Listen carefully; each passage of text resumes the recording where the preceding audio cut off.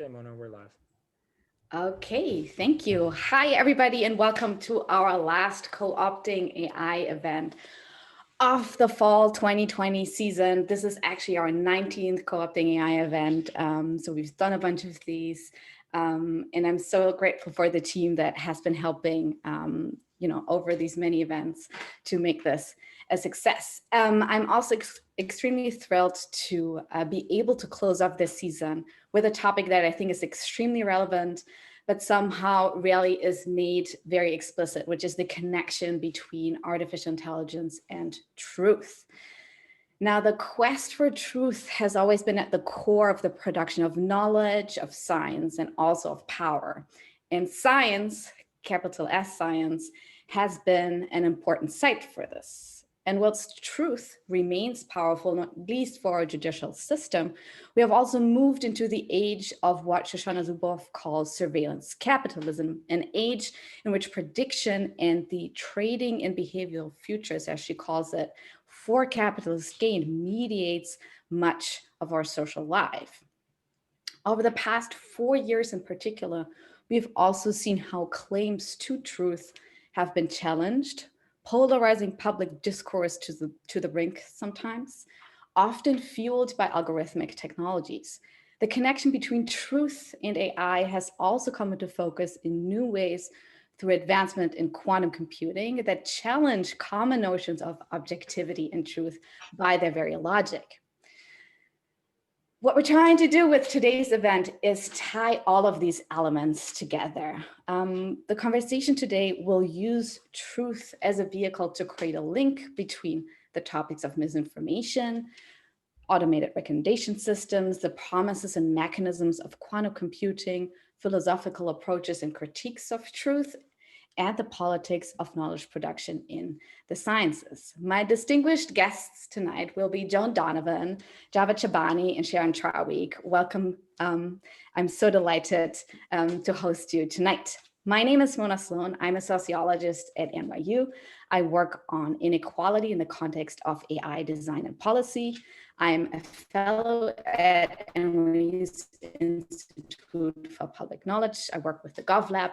I also have the pleasure of working with Julia Stojanovic and Steve Kuyan on building NYU's new Center for Responsible AI. I have the absolute pleasure of teaching engineering students at the Tannen School of Engineering. Those kids give me life, I can tell you that. And I also work with the Future Imagination Collaboratory at NYU's Tisch School of the Arts on questions around AI and the climate emergency. Here at IPK, at the Institute for Public Knowledge, I convene the Co-opting AI series, as well as the series The Shift, and I'm an editor, a tech editor for public books. Now, this series would not be possible without the very generous support and sponsorship of the Institute for Public Knowledge, the 370J Project, and NYU's Department of Technology, Culture, and Society. Before I introduce my distinguished panel tonight and sort of frame the conversation a little more for tonight, I want to acknowledge that by being in New York City, I'm standing on the unceded land of the Lenape peoples. And I ask you to join me in acknowledging the Lenape community and the indigenous communities on whose land you are currently standing, and to commit to beginning the process of working to dismantle the ongoing legacies of settler colonialism. Please also join me in thanking all the essential workers who work tirelessly to keep us safe every day here in New York and everywhere around the globe. Today, I want to extend a specific and huge and heartfelt thank you to all the educators out there who have worked so hard and still do to provide the fundamental right of education to our children, teenagers, and young adults. They keep the home fires of hope burning, I would say.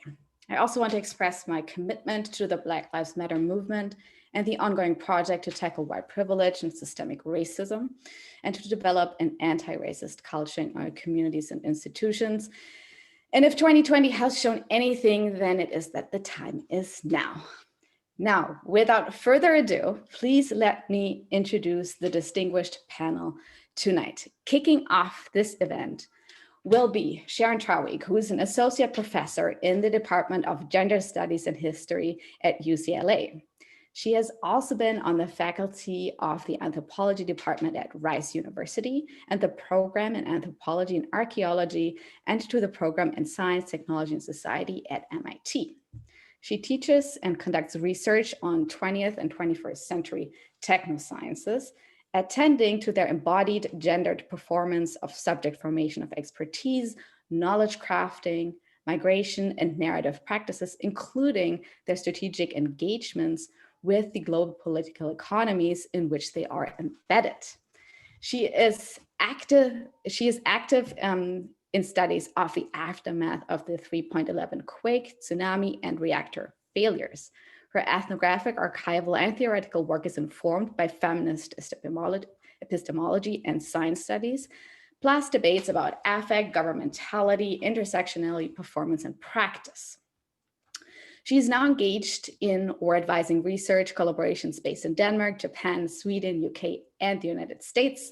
She has worked with graduate students engaged in studies of how media, public health, reproduction, science, sex work, and technology are part of Japanese nation-state formation from the 17th to 20th centuries. Former students and postdoctoral researchers with whom she has worked are now faculty members, researchers, and administrators at colleges and universities in Brazil, Ireland, Japan, Qatar, South Africa, Sweden, and the US. Sharon received her PhD from the History of Consciousness program at the University of California at Santa Cruz. And her first book is Bad Times and Lifetimes, The World of High Energy Physicists, a classic at this point, really, which remains in print and has been translated into Chinese in 2003. Her next book, which is on Japanese big science, and a third on crafting cultural studies of science, technology, and medicine, will be submitted soon. She has published numerous articles in journals of anthropology, Asian studies, communication, cultural studies, history, and women's studies. Welcome, Sharon. Thank you so much for joining us tonight. Sharon will be followed by Javad Shabani, who is an NYU colleague and an assistant professor of physics at NYU and a member of the Center for Quantum Phenomena. He received his PhD from Princeton University and conducted postdoctoral research at Harvard and University of California, Santa Barbara. His research interests are mainly on developing novel quantum computing hardware using materials innovation, with recent research focus on topological superconductivity and developing voltage-controlled superconducting qubits. I hope I said this right. He is an active member of quantum education and workforce development in the New York area, and he's a recipient of the US Army and US Air Force Young Investigator Awards. And closing off the presentation round tonight will be Joan Donovan, who currently is the research director at the Harvard Kennedy School's Shorenstein Center on Media Politics and Public Policy, where she directs the Technology and Social Change Research Project. Her team researches media manipulation, disinformation, and adversarial media movement. She was previously the research lead for Data on Society's Media Manipulation Initiative, which mapped how interest groups, governments, political operatives, corporations, and others use the internet and media to disrupt social institutions. Joan completed her PhD in Sociology and Science Studies at the University of California, San Diego, and was a postdoctoral fellow at the UCLA Institute for Society and Genetics, where she studied white supremacists' use of DNA ancestry tests, social movements, and technology. A very warm welcome to this absolutely terrific panel. Thank you so much for joining me. We will be hearing from every panel for about 10 minutes. Then we will delve into a conversation between the panelists. Meanwhile, feel free to put questions into the Q&A box or post questions on social media, which will be collected by the team, and then ask in the second section, or third section, I should say, of this event, which is the Q&A session. We have closed captions available to everybody in this event. Also, of course, later when this will be put onto the YouTube channel of the Institute for Public Knowledge. I'm done talking now, and I'm very ready and excited to hand over to Sharon. Welcome, Sharon, Joan, and Javad. Thank you for joining me tonight. Thank you. I'm Sharon. First, I'm based in Los Angeles now, and the land of the Tongva people, and where in Los Angeles, 40% of the people who live here were born outside the country in about 100 different countries. And that is not yet the makeup of the University of California where I work. I want to thank you first for the opportunity to participate in this very interesting event. 2 items for up front. First, I realize physics and math are not everybody's favorite subjects. So I just want to ask you to think about your experiences with sound, light, movement, and patterns. And think of that as physics, which it is, of course. And in my presentation, I'm going to make 4 interrelated points. I know, everybody's been telling me for decades to make one point 4 different ways. So please hang in there with me as I make my 4 interrelated points about knowledge-making practices. And again, speaking about truth and power, the most privileged, powerful kind of knowledge being made in our society these days is usually called science. So I'm trying to urge you to think about this in terms of not a singular generic called science or a singular generic called truth, but some plurals and some gerunds, some practices, some practicing. So my first point, allied with that, unlike what most of us were taught in high school, there is no single scientific method, and many scientists do not replicate findings. But differently, there are big differences in science research practices and in knowledge-making practices. And as they try to find some reliable results, it's done very differently in different fields and subfields. More specifically, ask any engineer, scale matters. We all know size matters, right? No big physics experiment is replicated, they corroborate. I'm going to come back to scale and corroboration later. My second point is about feminist science studies, or more generally, who is making the privileged knowledge called science. There have been a lot of amazing research accomplishments in feminist science studies for the past 50 years.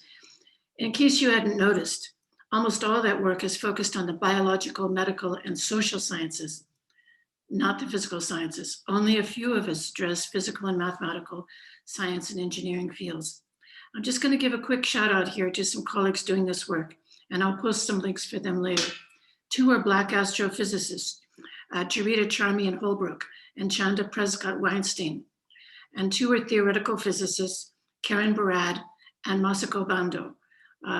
They've all been doing great feminist work in physics and about physics. I'm just going to mention 3 of my there were about 10 of us in the social sciences doing this work around the world. 5, I'm going to just mention 3 because we collaborate, and I'll say more about them again in posting. Diane Yu Gu, who's at UCLA, originally from China. Maria Mio Ong, who's with Turk in Massachusetts, and Helena Pettersson, who is at Umeå University in Sweden. Now, again, if we think about adding new kinds of scientists, new kinds of people doing the work, it's not just additive effect. There's going to be some complicated effects, but a lot of people say, well, we could just add them. We don't need to change it. It's going to change. It is changing a lot. Now, here's a big question about why do we have so much feminist science studies about the biological, social, and medical sciences, but not the rest? Just to add on to that, in 1970, the representation of marginalized people was about the same across all these fields. 25 and 50 years later, the disparity is huge. It's now around the world, around 40% marginalized people are now represented in the biological, social, and medical sciences. In the physical sciences, it's still between 5 and 10%. Why? You almost never hear about this. When people talk about STEM fields and diversity and inclusion and all that, they never talk about this huge disparity. Well, there's an interesting truth there. How come in 50 years, one set of fields have changed so much and the other hasn't? Well, there are lots of clues. One is relevant for our discussion today, and I'll just be blunt about it: budgets. The more expensive the research, the fewer the marginalized scientists and engineers. That leads to my third point. What is big physics? Again, scale. There are 5 fields that are called big physics: astronomy, high energy physics, fusion physics, nuclear physics, and physical oceanography. Again, astronomy, high energy physics, fusion physics, nuclear physics, physical oceanography. They share some interesting features. Their research devices are stunningly expensive. There are usually only 3 to 5 devices in the world where state-of-the-art research can be done. No single nation state can pay for that stuff, so the tools are financed globally. Because they're so expensive and globally funded, it takes a long time to get the tools built. That means the research communities must form a consensus about what they think their important questions will be 25 years into the future. I've never worked in a field in which everybody in the field forms a consensus about important questions and research methods for the next generation. It's dumbfounding to even imagine what my fields would be like. So that's a huge issue.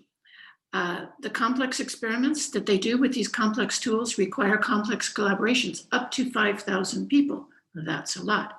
Some people just call this industrial physics. They think it all must be kind of Fordist labor. That's not true. Because of the huge complexity and the cost in the planning, design, corroboration, data collection, et cetera, no big physics experiment is ever replicated. It cannot be done. The whole infrastructure, the whole social apparatus is not going to be paid for twice, much less more.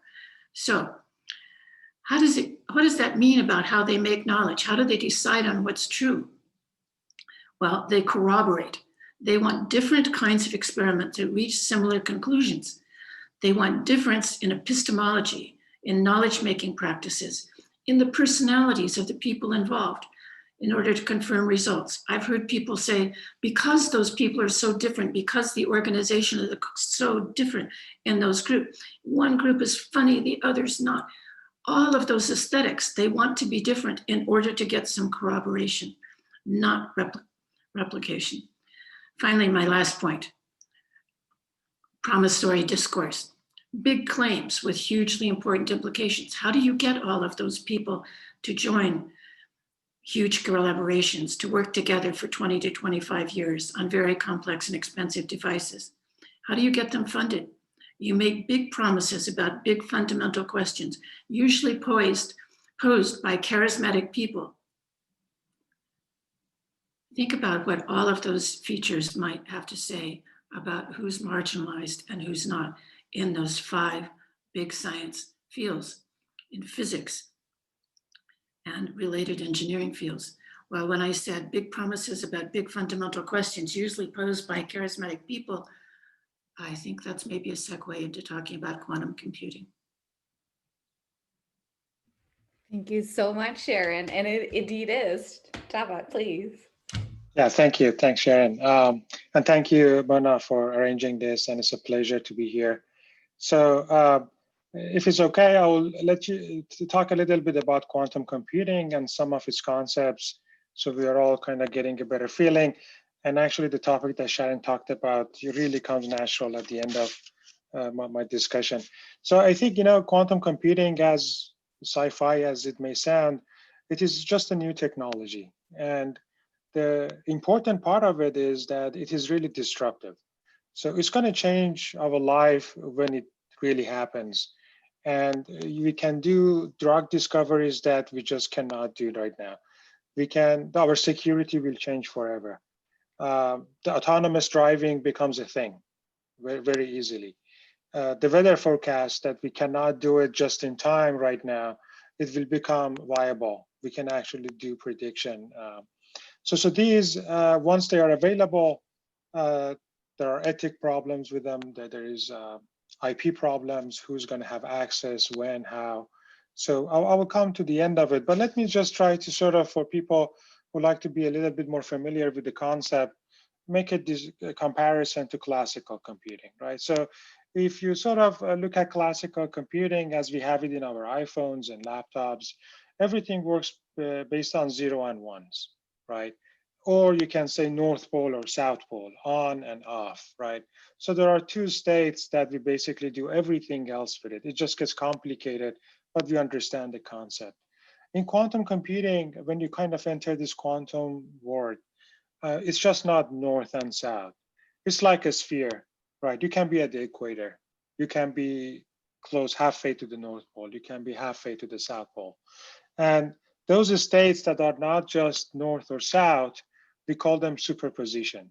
And that's one of the major, keywords in quantum computing, that you can basically have a state that is not 0 or 1. It has a relationship to 0 and 1, and it's basically a superposition of the two.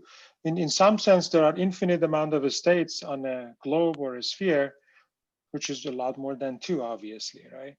So basically, this will allow you to encode more information, do parallel computation.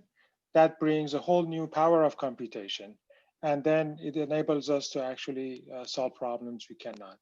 The other singular word, the keywords I want you to remember is entanglement. So the first one was superposition. Superposition is basically on one bit, or qubit, we call it in quantum. Entanglement is the relationship between two qubits. So I have a sphere number 1, a sphere number 2, and if they know about each other somehow, we call it a spooky action, or in distance and all that. But entanglement is a relationship that basically is built in between these two objects, and they know about each other. And we can actually do these things in the research labs on various quantum systems. And entanglement is like the currency of using quantum information. The more entanglement you have, the more non-trivial calculations you can do. So in some sense, our holy grail is to make a very, very entangled systems, many bodies. Like if I have 1,000 entangled qubits, I already have enough resources to do the hardest computations in the universe, basically, right? And because the qubits store a lot more information than classical information, just because of the space that they occupy in terms of the probability. In principle, once you have 300 qubits, you have 2 to the power of 300 states. And 2 to the power of 300 states is more than the number of particles in the universe that we know of, right? So all of a sudden, you kind of go to a regime that the space you can explore is immense, right? Obviously, the catch is that when you want to read them, you're not going to go read to the power of 300. You just don't even have the time, right? You only can read 300. So then there is this kind of mastery that, how can I do my calculation and just find out about the answer that I'm interested to the question that I have, right? So those are all the active research in the last decade or so. People got interested into this because of, I guess, what we call Shor's algorithm. It has a very direct relationship with the security, right? How we can hack RSAs, for example, the internet coding that we have. And it was proven theoretically that that is possible once you have a quantum computer. And then later, there was a solution that even the quantum computers cannot hack it, right? So it becomes like a game of, you find a solution and then there is a counter solution to that. But once you have entanglement, you can ask philosophical questions like the Epr paradox, right? If I have two entangled pairs that are connected to each other, I mean, physically they are not, obviously, the quantum state is, and then I put one in the other side of the universe, I put the other particle in the other side of the universe, more than light years. And then if I ask one of them, what is your state? I would know about the other one immediately. And then this was the question that Einstein asked, that whether the information can go faster than the speed of light or not. And then now we know all the details about it, right? The information does not go faster than the light, but it really becomes about the observation and the observer that is actually asking that question. So there has been a lot of research in the past decade. Right now, basically every tech company that we know of, from Microsoft, Google, Intel, Amazon, they all have research groups that are trying to make a quantum computer. Realistically, we don't have a universal quantum computer yet, meaning that you cannot ask any question from the hardware available. They are very sophisticatedly working on a particular problem that as of now is not widely useful for everyone. But once they become available, things will change very fast, right? And let me just show you a couple of slides before I take, I guess, too much time. about sort of the landscape I'm thinking. Let me see. Right. So what kind of questions are we talking about? And there are a lot of interesting ones, but without going into the details or math and physics, this is one very easy one. Like if I ask you, I'm not going to even read it, 147 all the way is a prime number or not? It's very difficult to answer, right? It's hard to sort of know if a number is a prime number or not. But if I tell you, can you multiply the two top numbers together? It may take time, but we can all be able to do it once we know the multiplication procedure, right? It just may take time. Indeed, the answer of the top multiplication is the number at the bottom. But the question that you say, is this number a prime number, is exactly how we encode and secure our communication channels through internet and emails, right? So if you know the answer very fast, you can actually decode the information, and that's what actually quantum computers are, they can easily decode this kind of information once developed. The other thing that I guess is very interesting to note, this is a plot I've taken from this book, Singularity is Near. And the y-axis, let's just think of it as a figure of merit in terms of computation power. And the x-axis is obviously number of the years.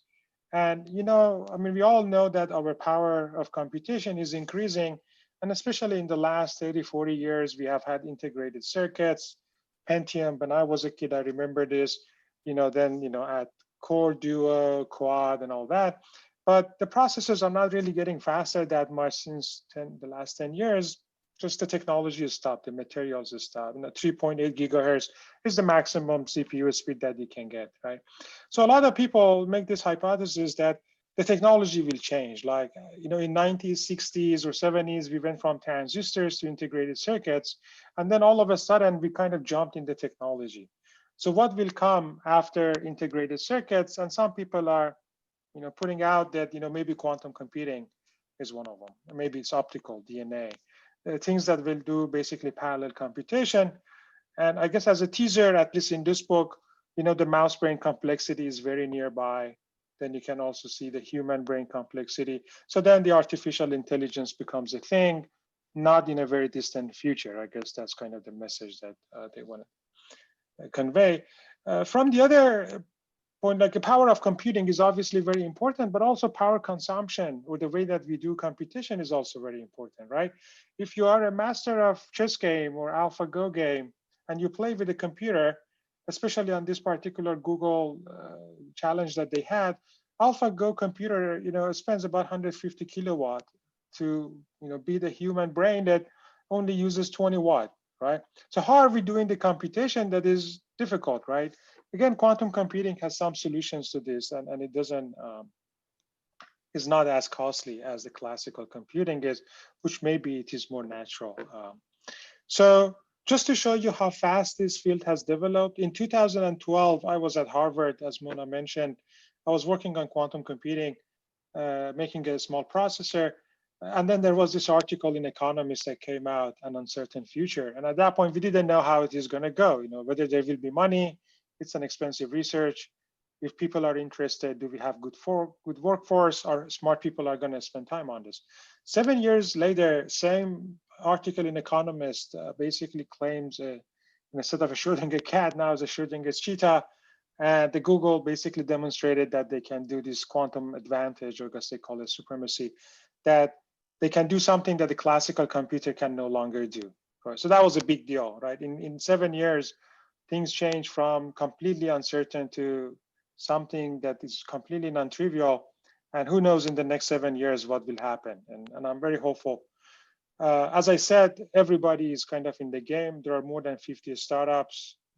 IBM and Google, to me, are the leading, basically hardware companies in this. IBM especially actually provides some of their hardwares online for free, so everybody can actually play with them and then see how to get the experience with that. So let me just kind of end at least this part of my, I guess, introduction by saying that this is how I see quantum landscapes. So we know where we are. I know what I need to do for the next year to make a better system. Maybe the next 2 years, I have some ideas. And in 25 years, like what Sharon was saying, I see nothing. I'm completely blind. Like, I mean, it's just the nature of this field right now. And as I showed you, in 7 years, the whole field changed completely, you know, from people giving up completely on the field now to a field that is flourishing, and we have the smartest people and a lot of budget that is coming from the national initiative programs, from the government, and others. So I will stop sharing, and maybe I would pass it to Joan. Thank you. Thank you so much, Jawad. Joan, over to you. Thanks, but I think I'm on the wrong panel.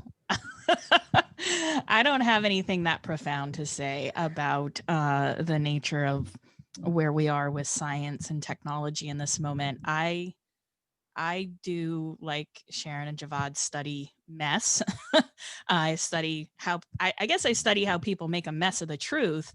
And this moment in time where we are now in a situation where I am in a field of study that shouldn't exist, media manipulation and disinformation, in the sense that, of course, we've had disciplines dealing with propaganda and the way in which science and technology is put into the service of politicians and world powers, and of course, you know, the ways in which the race to get to certain kinds of conclusions is being talked about right now around AI is something that I think I can contribute a bit to the conversation around this notion of AI as a bit of an arms race, which is to say that we are in this world of technological determinism where we don't always know what it is that we're building,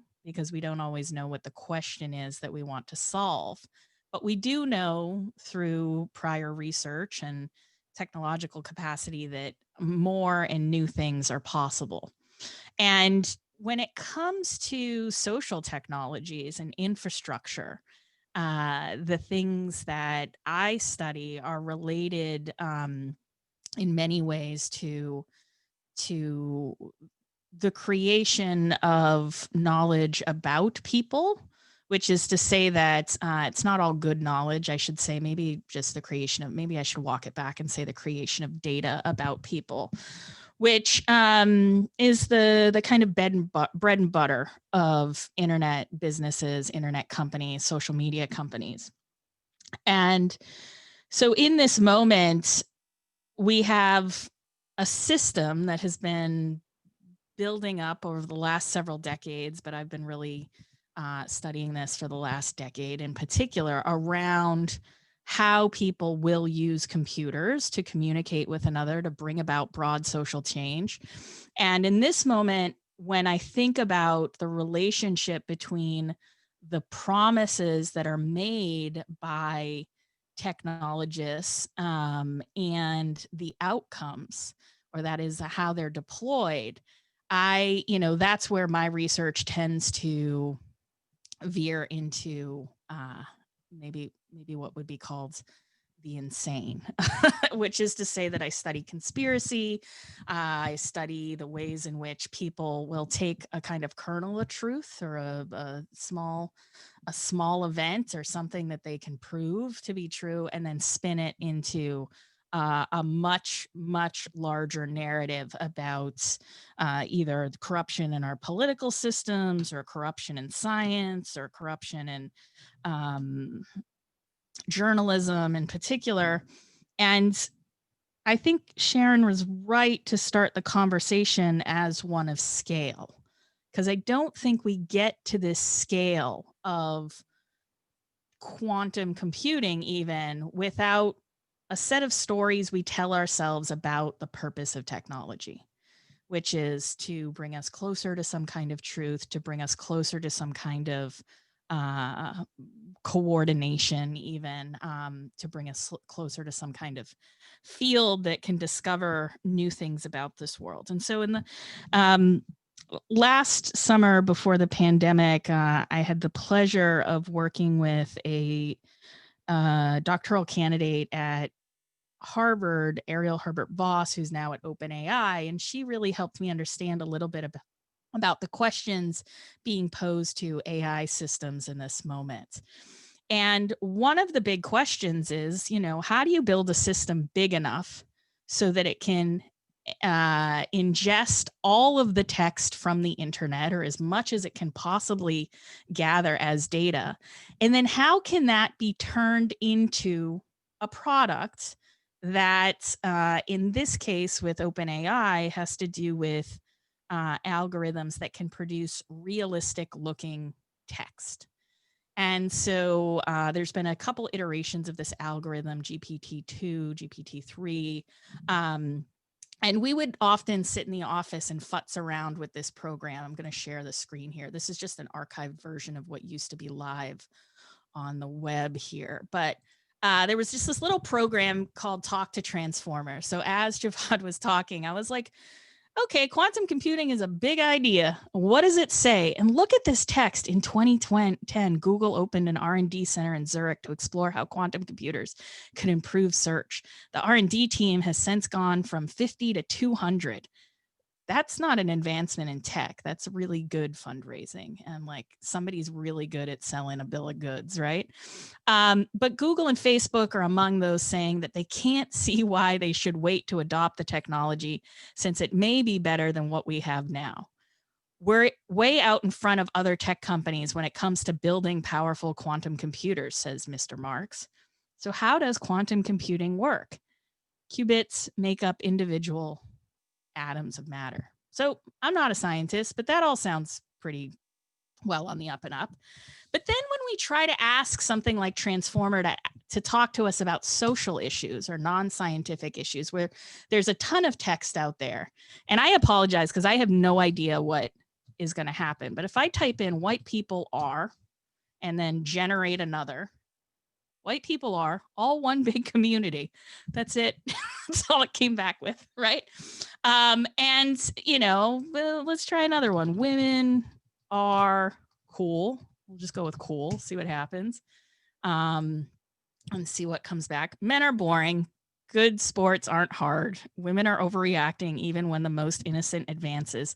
Sexy ladies, easy sexy. You're just like my wife. Revenge is fun.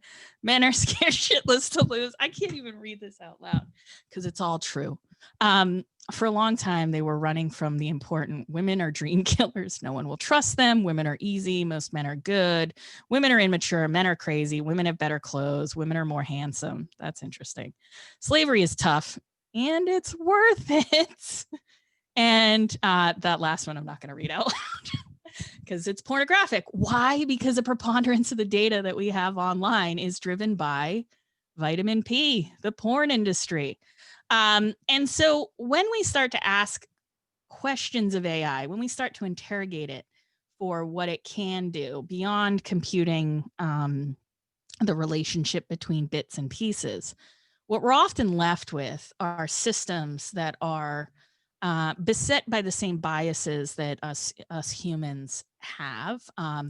But a lot of it has to do with the ways in which that data is thought about, the ways in which that data is generated. Now, if GPT-2 were to be designed around classical literature, right, and the only knowledge it was drawing from was this corpus of text, then you would still have problems related to race and gender, which is to say there is no perfect kind of data set that's going to get us beyond the messiness of the social and the difficulty that we have in terms of trying to build big questions, like Sharon says, that get at more significant aspects of the truth.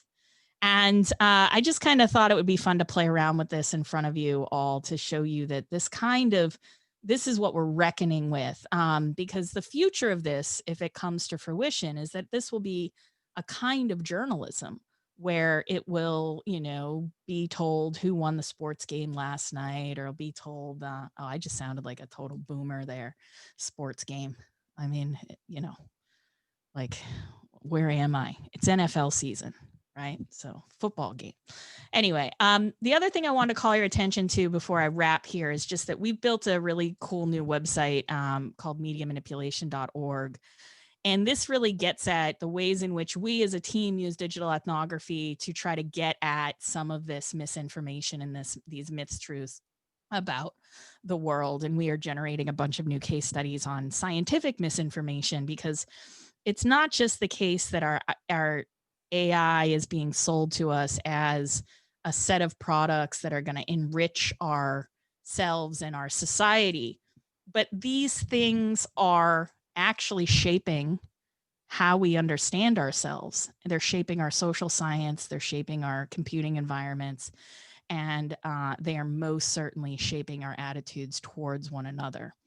And so I don't know if that was entirely coherent, but that's what you get when you follow Sharon and Javad at the end of the day. But I appreciate and I'm excited about the questions that people are going to ask about the sort of nature of truth and the AI that I deal with as someone who looks at deep fakes and read fakes and all these other forms of forgery online.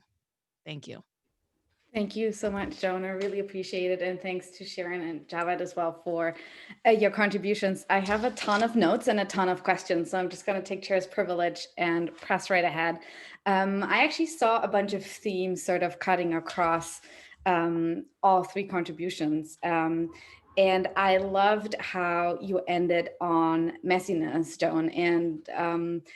And so my first question, maybe starting with Javad, with you, is the concept of messiness something you think about? And is that something you think about particularly, is quantum computing the ultimate fix for messiness?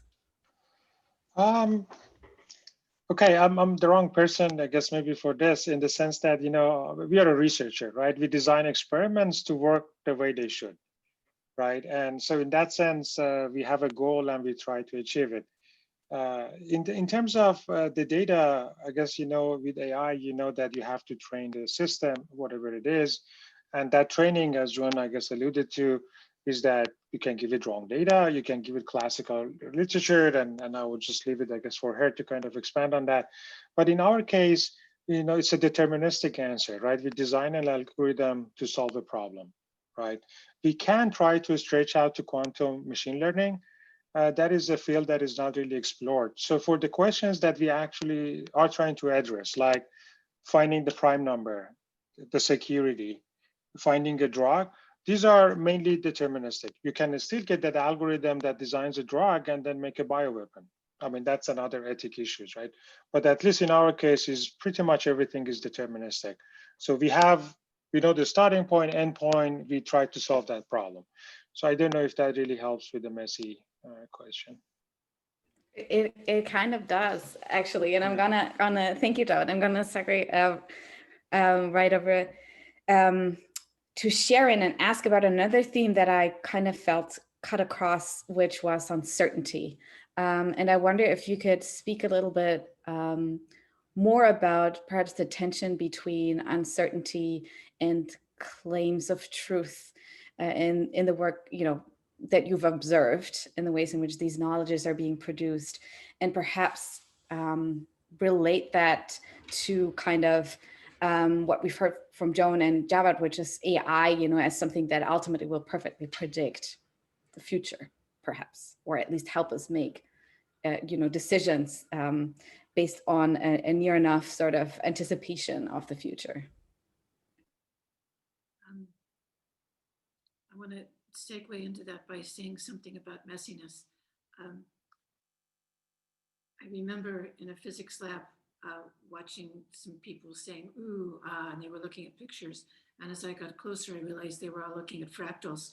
And I looked at them and was nodding. And they said, don't you just love them? And I said, they're nice. And they said, nice? They're amazing. They're wonderful.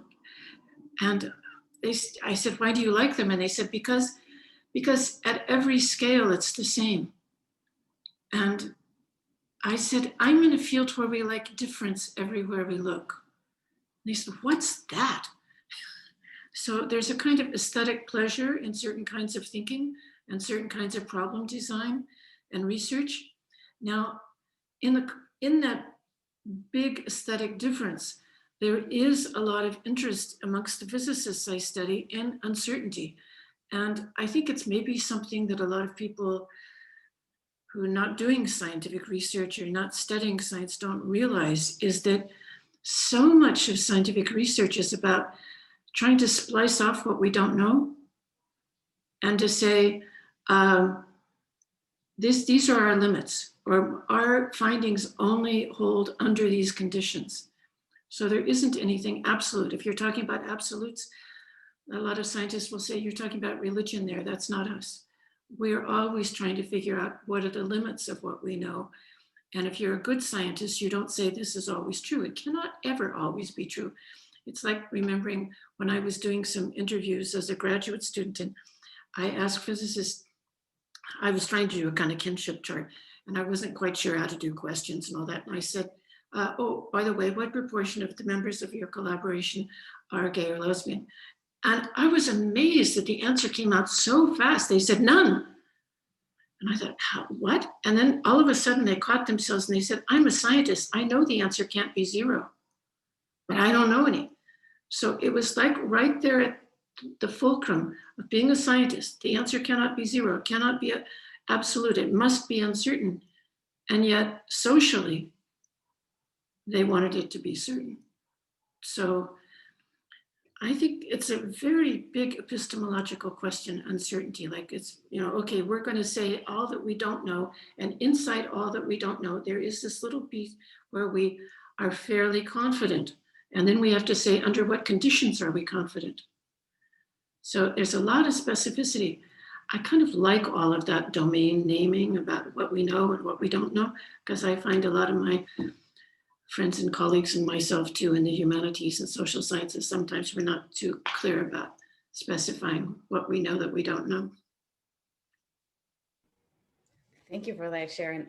And I think that as a sociologist and as a sociologist who teaches at an engineering school, that's certainly something that's very interesting in terms of how do we even talk to each other and how do we teach something like technology and ethics, and how do we think about reflexivity, for example. How do we can reflexively position ourselves in the world that we inhabit and that we kind of explore scientifically. So thank you for that. I want to take the cue of messiness and the absolute to link back to something, Joan, that you said right at the end, where you so beautifully described the sort of polarization between social problems and technical problems, and how sort of knowledges are created around that and how they're being treated, and how social problems perhaps are a bit more messy, which we saw through the transformative answers that we just saw right there. As somebody who also works on policy and technology, how does this sort of dichotomy feature in your work, and how do you talk about that? Yeah, so like a sociologist, we create weasel words. So we call these things socio-technical problems, which is to say not that one, there's been a lot of tech thinking that has pervaded some of the metaphors that sociologists might use to describe technology. And so they'll say, oh, well, there's a social layer to the tech stack. And I'm just like, no, I don't think so. I think that the tech stack itself is social all the way through, just from the design decisions that we make to sort of who inhabits the house and who gets to make those decisions, and under what conditions do we end up with this situation that we're in. So if we're talking about truth today, one of the most interesting things that has happened over the last several years in social media research has been this development of the idea that fact checking needs to happen on politicians' Twitter feeds and on their Facebook pages, right? So fact checking as an industry or as a genre of journalism was something that was usually done in-house. You'd write an article, the fact checker would get it, they'd underline a bunch of stuff in red, and you'd have to prove it. And you'd have to go back to your tapes if you had interviewed people, you'd have to substantiate the claims that you were making. And then if you did publish something that wasn't a fact, and you got, people called you out or wrote a letter to the editor, then you would print a correction or even a retraction, right? And science even has versions of this in our journals, corrections and retractions. But it seems to me that we're trying to retrofit social media to fit the paradigms for truth telling and truth modeling that we've had in the past to deal with something that is completely unmanageable at scale, and so fast that misinformation is easier to manufacture than knowledge. Like, we all know that. It's been years on the same freaking problem. It's insane, right? But for us now, when we look at that and we think about, well, why did fact checking become a solution to the problem of usually politicians just kind of going off and saying whatever it is that they feel is true? And a lot of it points to the fact that the systems itself, the communication systems, the information systems that we've designed online have a huge missing piece, which is a digital public infrastructure that deals with knowledge, that can help people make sense of the messiness of science and the messiness of even some journalism. But instead, what we have is this kind of system where we're constantly trying to plug the holes for where truth is essentially sidelined. And so over the last few weeks, we've seen, since the election, I was reading First Draft, put out a little report saying there were 650 tweets from the president, and 199 of them have been fact checked and labeled by Twitter. That is a lot of fact checking, first off. That's a lot of work. And it only comes about because these social media companies have decided that within their system, the only way that they're going to be able to produce a kind of product, right, if we're thinking about posts as product, that they're going to have to deal with the social question. And the way that they come at it, though, is with this technological fix, rather than saying, hey, here are our rules, and if you violate these rules, we're going to kick you off the platform, which would be more of a social fix, because it's kind of easier to kick someone off than it is to continuously ask people to label the things that they're posting. Instead, what they've opted for is this other version of their product, where the technical fix is something that they're going to keep up with only for so long. I think they're starting to realize that the whole system is breaking down. And I bring that into the fold to say that these questions aren't either social or technical, but rather they get understood as technical because in some ways they're really trying to salvage the system, and the models that they're using to think through the problem are not actually suited for the design of their technology to begin with. And so in this instance, like as a sociologist, we are always trying to understand, well, what is that mixture of people and technology? And then what's at stake if we ignore these problems as well? Because misinformation at scale, that kills people, especially COVID-19 misinformation at scale. And so I think that there's a new and a renewed interest in truth online, or maybe truth is the wrong word, but at least accurate information.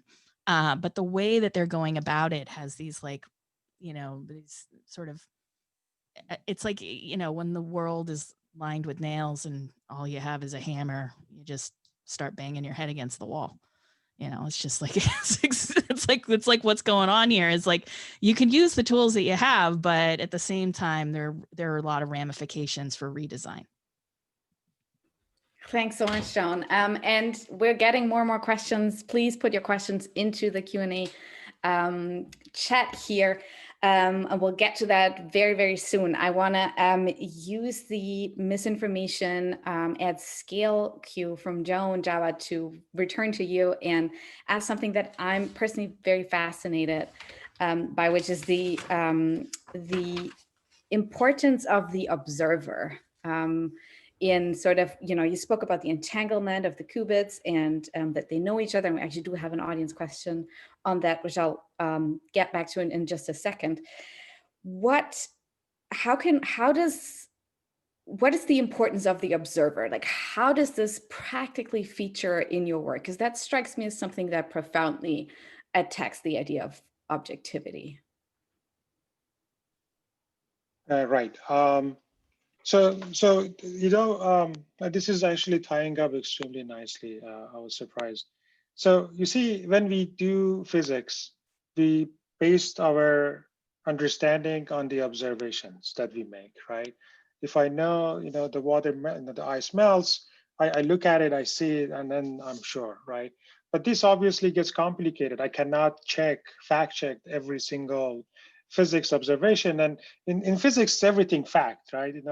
My son is a fourth grader, and we had this argument about opinion versus fact. And some things I don't know if they are fact or an opinion, but at least in science, most of the things that we discuss are facts, right? Or at least we think we put forward. So let's say go back to the entanglement experiment, which is actually really interesting.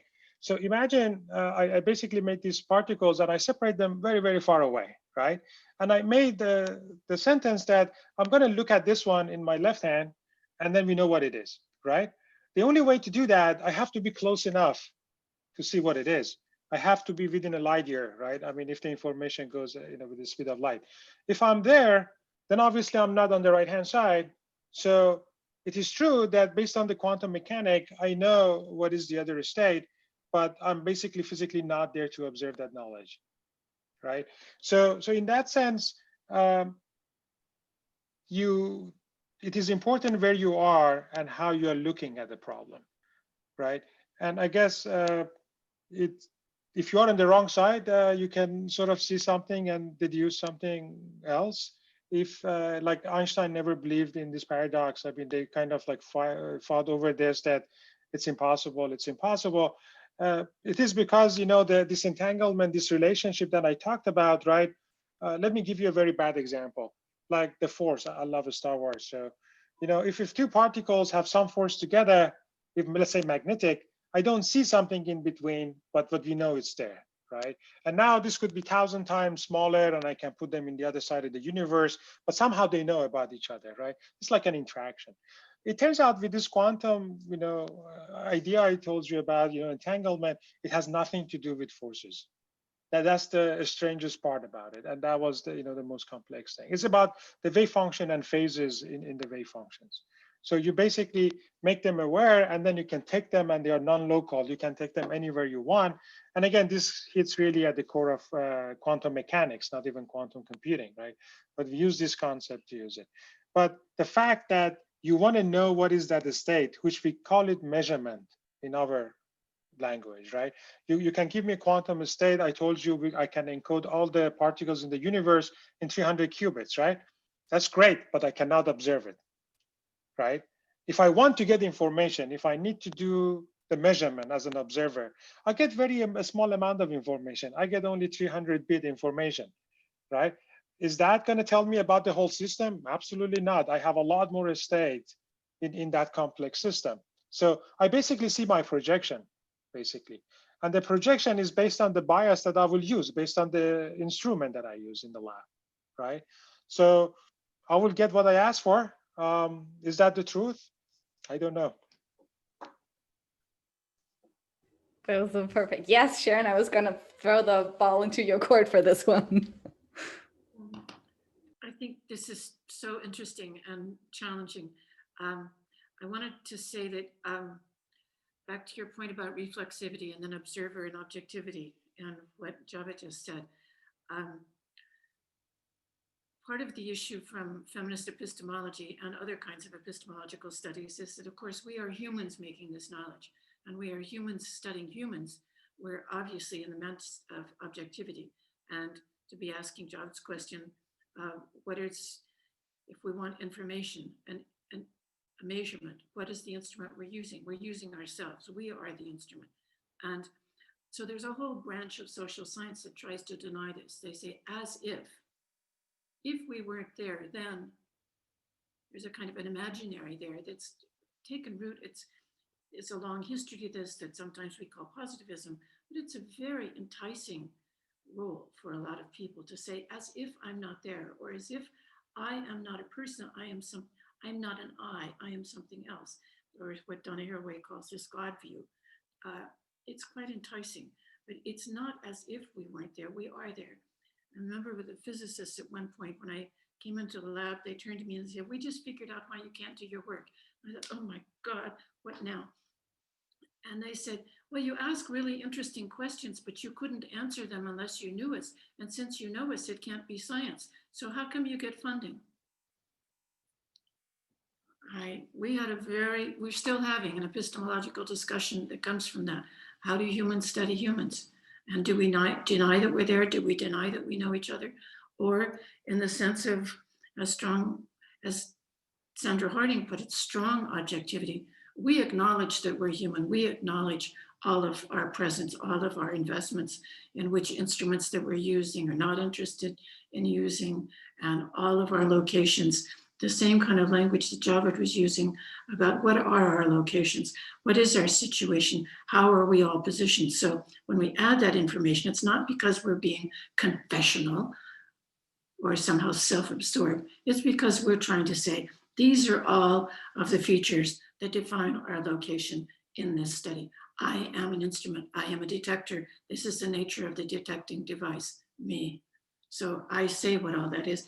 And we also say all of the other actors in the knowledge-making environment. So we are there together, making the knowledge about what they're doing, what I'm doing, and what we're doing together. So it's very deep, serious questions about what is thinking, what is knowing, what are our practices. It's aesthetics, but also ethics. What are we ethically saying? Oh, I'm not going to talk about that. I'm going to say I'm not here. Well, that's gaslighting. That's weird. But it's a way of knowing. And I, in fact, make use of a lot of that knowledge. I don't do it myself, but it's a very deep, serious question. Thank you. Thank you so much, Sharon.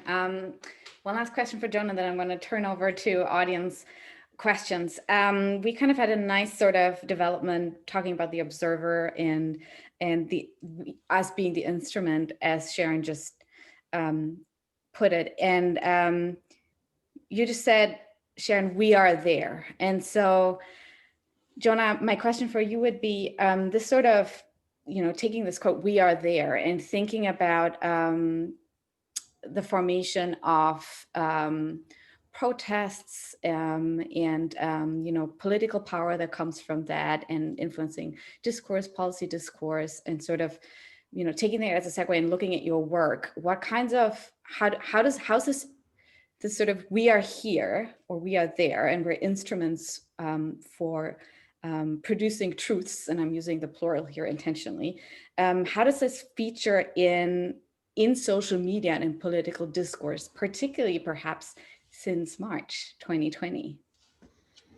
It's an interesting question to be at the sort of crossroads between talking with technologists about how their systems work and talking with governments about how technology is shaping really some of their most important social problems, right? So take, for instance, spoken with the US government, other governments about the role of medical misinformation in this moment, right? And so I know that the research that my team takes up is going to be taken seriously. So I can't go fly off the handle on Twitter any afternoon about something that's bothering me just a little bit, because I know that this might lead to a cascade of journalists going down a rabbit hole. It might lead to policymakers thinking, hey, yeah, like, let's, like, it's sometimes I just want to scream, let's, can I get a day off? Let's just shut it all down. Right. And so when you think about like the roles that like certain research labs play in setting policy and setting agendas, as Sharon kind of opened the conversation about, around like who gets to say what and who gets to set that 25-year agenda. It's incredibly important that we create as much space as we possibly can for different modes of knowledge making, right? Not necessarily like a question of like a seat at the table, but just really try to make sense of, well, when people are in the streets, what are they really asking for? What is the primary set of grievances? How might that be achieved? And so over the summer, I was really trying to understand three things: politics, protest, and the pandemic. And those things are not divorced from each other in any way, shape, or form. As a social formation, misinformation about the pandemic, conspiracies about the election and politics, coupled with the George Floyd protests and the uptick in public protests and public mourning as well. All of these things collided in a very important and intense way. And as a research director, I just thought, well, we have to look at this, and we have to get to the bottom of this. And so some of the webinars and things that we did made room for conversations with actual protesters and mutual aid organizations, trying to get a sense of like, how are people trying to solve these problems, and what parts of the problem are intensified, exacerbated, amplified by our social media environments or our information ecosystem, and then what other parts are very local. That is to say, like, what other parts are kind of fueled by the local context and the local forms of activism taking place. And then how do you make sure that people get movement from mayors and governors on pandemic relief or other kinds of social aid or monetary aid or food aid that people are going to need. And so as a research director, I think it's important that we understand that when we set that agenda, we better mean it, and we better follow through, because once people give us their time and their energy and their point of view, that it's our responsibility then to try to bring it to as many places and spaces as we can in order to try to unlock policy or to move public knowledge in a very broad way. And so I don't take it lightly at all as like being the person that's kind of at the center of some of these conversations. But at the same time, it does come with a sense of a kind of a moral responsibility, I think, to not downplay the nature of the problem, but also, like, I've spent the last 4 years of my research career actually trying to show how small the problem really is. Like the idea that that racists have run rampant on YouTube. When you start to drill down and look at who the people are that are really pushing racist attitudes, including a lot of scientific racism, you find out that it's a very few amount of people that have an incredibly large impact on the world. And I think that that's something that I've drawn from working with anthropologists like Martha Lamplin over the years, is that it only takes a few people to really drive a very broad public change. And I think that that's just a lesson we learn from movements as well. But ultimately, yeah, it can be kind of frustrating to be in that position as well, because you can have ideas about what the pathway forward, what might be, but at the same time, you want to temper that with, exactly as Javad was saying, is that you want to be able to say what you don't know, and you want to be authentic about that. But at the same time, you don't want to undercut yourself by saying, well, my role here is to describe the problem. It's not to come up with solutions, which is like a really good sociological backdoor that a lot of my colleagues take. And I think physicists might even end up in the same kind of boat, where you're like, well, my job is to describe the phenomenon, not to try to change the world with it. But I think that we all have a kind of moral responsibility in this moment to interrogate the systems that we're building, the knowledge that we're building, but then also to locate it in a space and time that can be bounded, right? So that we can make room for the next set of people to come in and usually just tear it all apart.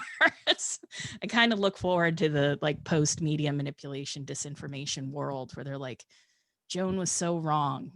And I'll be like, well, I tried. Thank you so much, Joan.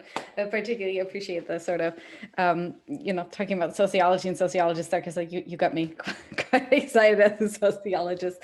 And particularly interesting the sort of, I think, a tension that now arises in the sphere in and around artificial intelligence, in the critical field is, okay, now we now know there are certain problems. There are also certain, future technologies, just as Java spoke about today. How can we get to a more productive, for the lack of a better word, non-capitalist productive space in which we can think about how to fix certain problems? I want to kind of hand over to the audience and start asking wonderful audience questions and link back to artificial intelligence and intelligence. And this question, I think, is a great one for you, Javad. Jessica B is asking, in order for two objects to know each other's existence, do they have to have consciousness? Right. So I guess no. Right. And the easy, I guess, I mean, I'm a little bit abstract person, right? So you have to excuse me there. Like the forces I was talking about, right? Or I guess the Star Wars, that is my favorite, right?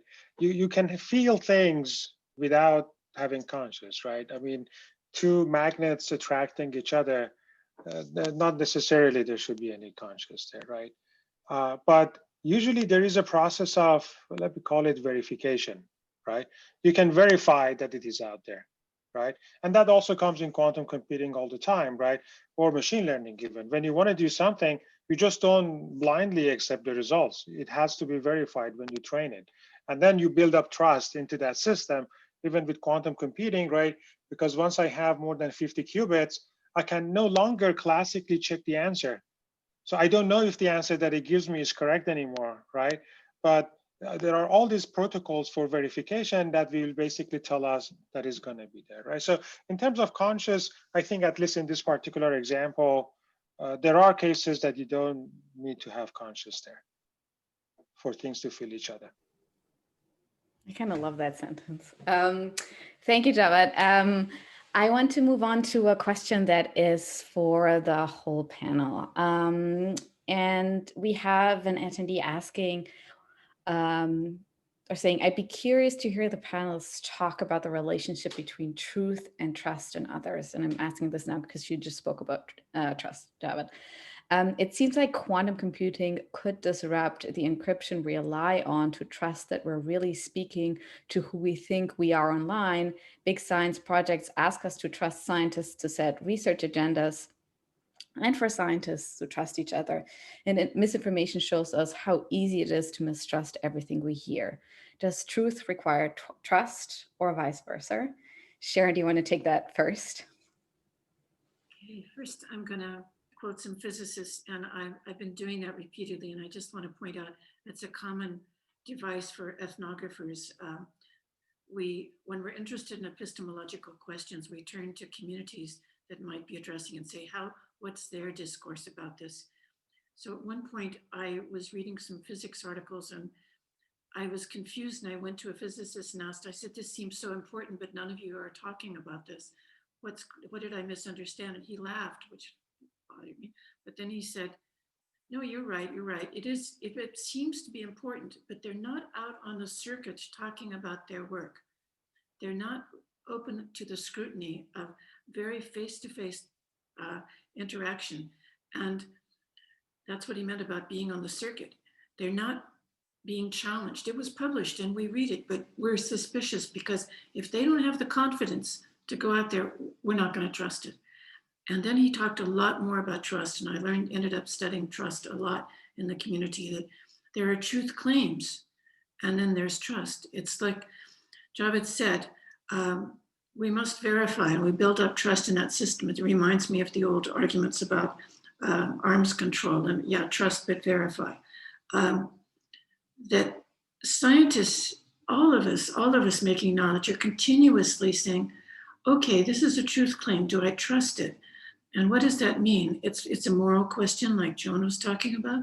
It's also a practical question. Can I rely on this to get something done in ways that I want to do it? Can I rely on this electron gun to do such and such?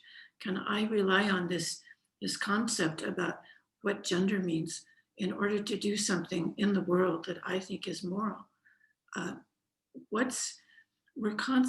Truth claims, the testing of truth claims can be framed as trust claims. I think they're very intimately related for most of the people engaged in trying to understand and make. All of us are doing this all the time.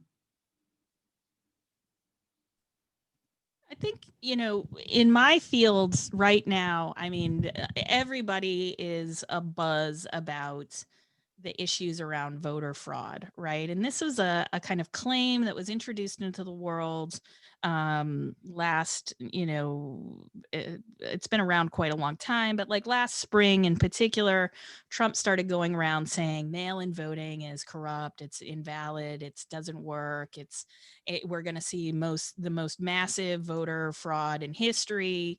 And in the lead up to the election, those kinds of claims about the future were not treated necessarily as misinformation because they were speculative claims, right? We couldn't know until after the event happened.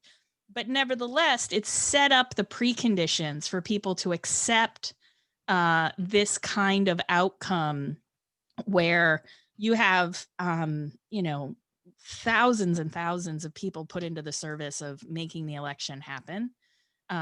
You have agencies in every state that are entrusted literally with the ability to make sure that the process works. It's a very deeply infrastructural process in the sense that most of it is hidden from view and the details of it nobody really cares about. So voting carries on.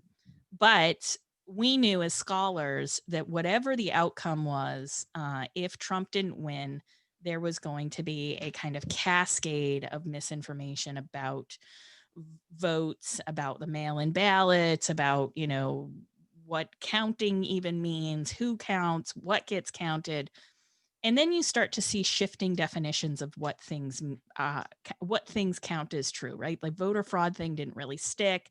So now they're trying a second order strategy of saying, well, it wasn't voter fraud. It wasn't all the dead people and the cats that voted. It was election fraud. Yeah, that's it. That's the ticket. Election fraud. And so now they're saying the machines were pre-hacked. Literally communist algorithms are involved. Chavez and Venezuela were paid off by the Chinese to develop these systems, and that these algorithms then they were only set up to do a little bit of cheating, to move 3% of the vote one side or the other, just to ensure that the Democrats won in key districts, right? And so right now, if you look at what's going on online, it is a free-for-all of what counts as true with all of these statistics and these models. And but for me, what I trust when I'm trying to calibrate what's going on here is I look, and just like Sharon's saying, does this person have a reputation of lying? Has this person been fact-checked in the past? Several dozen times, in some instances. Do they operate a website that is often tagged as having misleading headlines and misleading content? And then to what end does the desired outcome, who does it serve, right? And so when we're studying media manipulation, it's not the case that we have any like a priori access to any kind of things that are more true.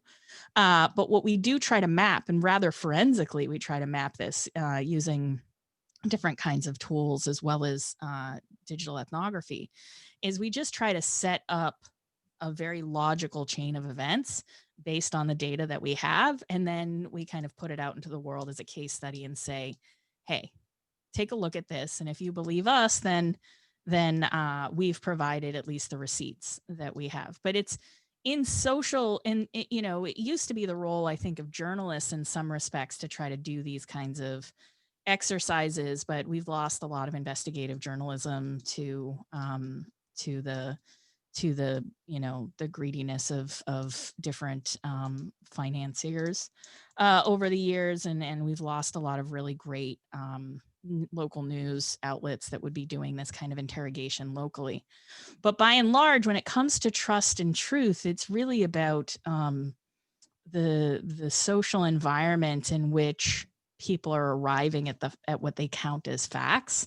And that's why I think science is such a tricky thing to be like under the microscope when it comes to journalism and in social media as well, because we're seeing lots of scientific claims both about the nature of voting and like statistical anomalies as proof of fraud.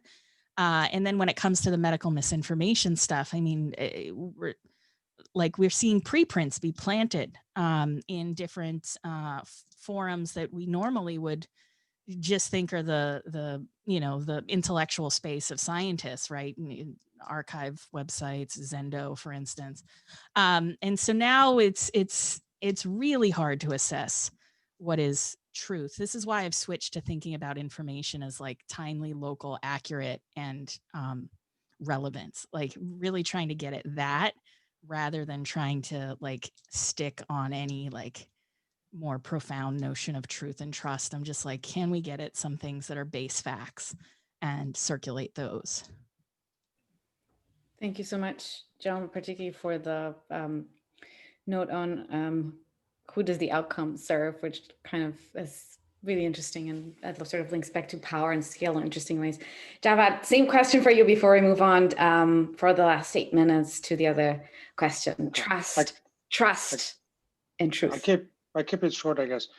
So I mean, in my, what I do is relatively easy, right? If you're a scientist, you get like a packet of information. I can double check if that information is made the way it is made, right? Let's say with quantum information or the entangled particles, when I get it, if it's the wrong information, it actually annihilates and it disappears. I cannot do a measurement.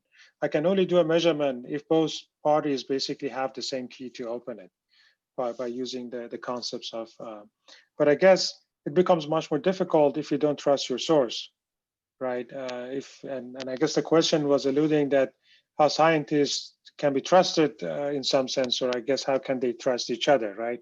So we can trust each other because we have the same playground, right? We have the same rules. We can double check, we can verify, and it is not unheard of that you can say, hey, you're wrong. And usually, I mean, they can accept or not, but there's a majority that actually can prove it, in the lab that something has happened. It is much more difficult, I guess, when you kind of go to outside, and I guess all the discussions that are happening, I'm not going to enter those, when everything is up for grab, right? And it becomes like which you want to let in or which one you don't want to let in. But I guess it is good, at least if you want to make a very loose connection, to believe in some basis, to believe in some, honesty, truth, lay out some framework. And I think we have done this in multiple aspects of science, and I guess in journalism or trust and the truth, like you don't want to give misinformation, on purpose, right? We all make mistakes, that is a fact. But if we have the similar basis, if I know what I want to receive and the sender knows on what basis they want to send it, then it's a lot easier to double check and then trust each other.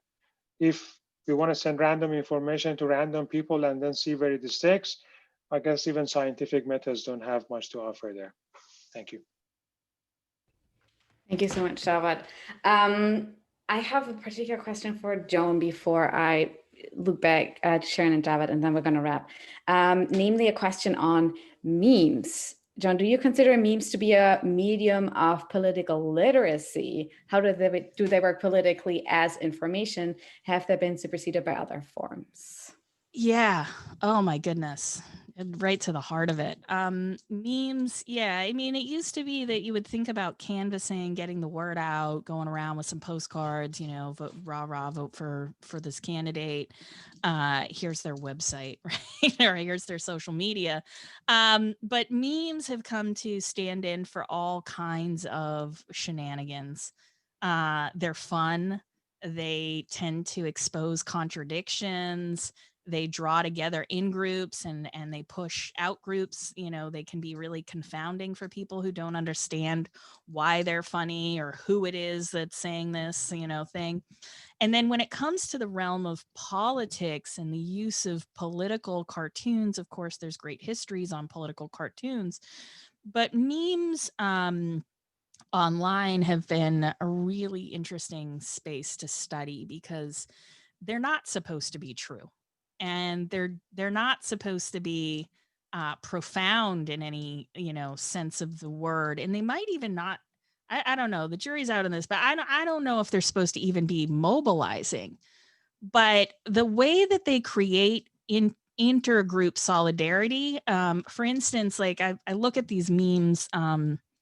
They're called they're like memes for military folks, military families folks. And so they're, the meme, if you go to know your meme, is STFU Carl, and it's about this bumbling soldier who like picks up, you know, a grenade and is like, does this thing have Wi-Fi? Right? You know, he just like, he's just an idiot, but everybody knows an idiot in their, you know, in their troop. So it's kind of like you know, it's one of the ways in which, you know, most people would see this stuff and be like, I don't get why it's funny. But for folks in the military, this is a kind of way for them to discuss things and like to have a back and forth. But when politicians deploy memes, it's a little bit different. You know, in the way in which memes have been called into action for certain campaigns, particularly, you know, someone like Bloomberg paying influencers to kind of meme him into existence, like literally meme him into relevance because he couldn't get an article written about him that wasn't lambasting his record. He was like, well, maybe if influencers are posting about me, something nice will be said, right? So he paid many dollars, I don't know how much, to Instagram influencers to kind of make him relevant during the primaries. And so I think memes are going to be something over the next couple of decades as politicians settle into social media as a driving force in their campaign. That it's going to be really hard to get away from them, but it's going to be interesting on which grounds different politicians engage and which ones don't. Because, you know, and we've seen other, you know, campaigns to try to get young people interested in politics and, you know, like rock the vote campaigns, things of that nature. I know I sound dated now. Like I watch the MTV. Okay.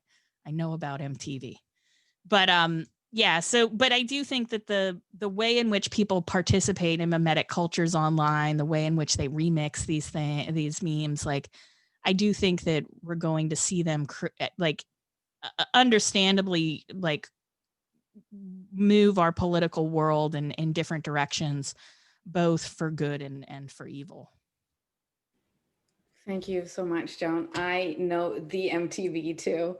Have you heard of the MTV? The MTV. The music television is nice. Yeah, I know. Sharon, my last question for you is kind of taking a cue from one of the questions we got from the audience, but I'm gonna play with it a little bit. And I'm gonna ask about intelligence. The second point that you made asked the question, who makes science? And central to the sort of, you know, big promise of artificial intelligence, the sort of second AI summary that we're seeing is the promise of AGI and a general artificial intelligence. And so seems to be a very particular understanding and notion of intelligence that seems to fuel a lot of this, and that seems to be deeply entangled with power. So I wonder if that is something, you know, in intelligence, is that something that you've come across in your work as linked to power, and if so, in what ways, and how can we use that to think critically about AI? Wow, that's big and huge. Often what I do in these contexts is sort of turn it back and just make it more manageable. It's like when people say, so how do you define science? I say, anything funded by the National Science Foundation. So so what's intelligence? Well, who gets to be labeled smart? And, you know, we've been through a lot of news this past year about who gets admitted where. And so admission is supposed to be a measure of intelligence. But those of us who are at the we've both gone through all of the, as everybody on this panel and all of us in this discussion have made it through many of those hoops and gates, mix my metaphors, that, and then often are at the other end as gatekeepers, that we are judging all of this. And so we know what a performance it is. And I also was in an exam yesterday evaluating somebody, are they going to become a doctoral candidate? And so, and at one point in the discussion, the student was told, okay, you've done a great job on X, you've done it brilliantly, it's wonderful, you've shown us how smart you are so smart, and now we want you to do something else. Stop doing that, by the way. Stop doing that stuff that we evaluated you on before. So intelligence is very performative, and it's so closely tied with whatever is considered the rules of the game, the playground, as Javed put it. How do we know what the rules are in the playground that we're on? And often in academia, it's based on a canon. It's a set of ideas, truths that are regarded as so true that we're not supposed to question them anymore. We're just supposed to learn them and learn how to practice reproducing it. And so I think that that's where we get very close to power. And I think a lot of our established disciplines in the university, we have to become disciples, we have to become disciplined, that we have to learn the canon. As one of my colleagues put it once putatively, in our field, our new field, we have to stand shoulder to shoulder in enforcing a candidate, forcing the graduate students to learn it and execute it. So I think power is often very closely related to who makes the rules of the game and who defines where the playground is and who gets to be on the playground. And it's very harsh, sometimes sadistic game. Yes, yes, there's somebody who's also in the academy. I would agree. Javad, the last question is for you. How do you imagine the impact of your research 25 years from now? Okay, I guess if you trust me. Small question. I think personally that we will have a quantum computer and our life is going to be fundamentally changed. In terms of artificial intelligence and whether there is intelligence or not, the way I look at it is, my baby, right? You learn from experience and you solve problems. Can a machine do that? I don't think so, right? But there will be a great assistant to me. Like if I have Alexa or I don't know the other name from Google, right? They can help me to be more efficient. That there's no doubt about it. They can help me do things that my brain doesn't have to do, right? I don't have to multiply two 10-digit numbers together to know the answer, right? But if they can learn from the stock market and make a better stock, then we're going to have a problem. Everybody's going to have all these algorithms fighting together.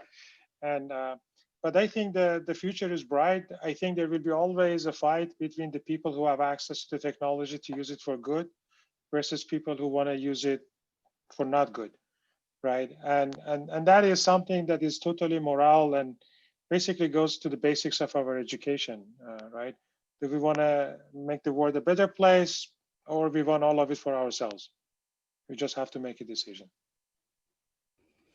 Speaking of, last round is always for my students. And if I could ask one sentence from each panelist, for the next generation of thinkers, doers, that are in school right now in the pandemic, what is your message for them? What do you want to tell the students? And how can they, and where can they find you if you want to be found and contacted? Sharon. My email address is Traweek, TRAWEEK @history.ucla.edu. That's how to find me. For the next generation, gosh, I'm sorry about, it's horrifying, the mess that the world that you've been given. It's just terrifying.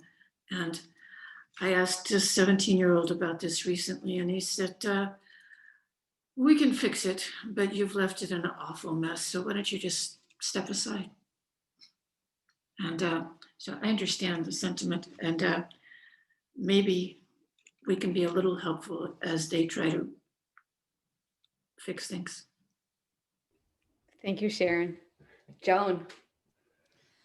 Yeah, if you want to reach me, manipulation at hks.harvard.edu. And you can also usually find me on Twitter, especially late at night when I'm ruminating on things I shouldn't be saying out loud. Yeah, I think advice for the folks that are going to be, working on some of these problems is to get as much reading done as you can.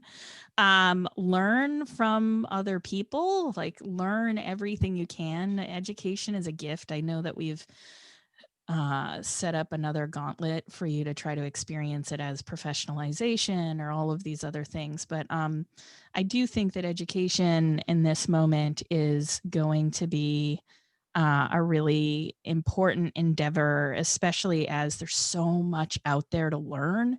There's so many things you can teach yourself based on the kind of information commons that we've developed online. And so when I talk about like all of the insidious nonsense that I study, it's because I have a vision. I have an idea that if we do refashion and redesign a world in which knowledge is something that is productive and participatory, then like Javad has said, the way that we participate in that, of course, is up to us.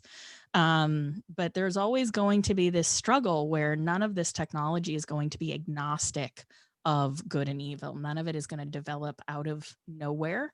That view from nowhere comes from somewhere, usually from folks that want you to ignore power. And so I think it's important that people, young people get a backbone and call it out, get out there, know that, I'm never going to get a job at Facebook based on the things I've said over the last several years, but that's okay. Because at the end of the day, what I'm struggling for is something that's beyond platforms and is beyond sort of this mode of information capital that we've found ourselves in. That's more than a sentence. The other thing I'll say is like, watch a lot of cool things. Like just get out there and like read, learn, speak, and be as social as you can, even given these pandemic conditions. Thank you so much for that, Joan. Javad, your message and your contact details, please. Yes. So the contact email is the easiest, jshabani@nyu.edu. And I think, it's an exciting time in many ways. We are at the crossroad of tech, info, morale, and ethics. And this is up to us to solve it or just not do it, right? To go back in time. So I think we should trust ourselves. Like everybody should be trusting themselves, especially the younger generation. They are the ones who are going to solve this. So you have to trust in yourself and trust in your environment and build trust with your friends. Try to attack the problem. It's not guaranteed that we will win every time, but we will push the front toward the right direction. Whatever you believe in, right? I mean, it's not like some people think that, oh, the left is right or the right is right. Whatever we believe in, we should trust in it. And we have a big problem in front of us. There will be more information. People will make information. Computers will make information to bias the system, right? So all of those are unavoidable to me. But I think it's an exciting time. We just have to embrace it. And I guess I wish them luck. Thank you. Thank you so much. Thank you to our wonderful panel, Joan Donovan, Sharon Traweek, and Javad Shabani for this terrific conversation. I also want to thank Team IPK who make this possible behind the scenes. Jessica Coffey, Sam, Zari, and Ari, who are doing a terrific job. Also Alan Toscano at the 370J Project, who has been a terrific supporter of the series, as well as the Department of Technology, Culture, and Society, Jonathan Soffer and Dania Glabau for continued support of these kinds of conversations, to the students who bring their energy to this space as well, to the audience, thank you for participating. We will be starting again in the spring in January with a co-opting AI on security. And this will be a new partnership with the Center for Responsible AI at the 10th School of Engineering at NYU, which I'm very excited about. Thank you so much. We ran a little bit over time, but it was a fascinating conversation. I learned a ton, and I look forward to continuing the conversation with everybody. Thank you so much for your time and energy. Thank you, Mona. It's been great. Thank you. Thank you. This was fantastic.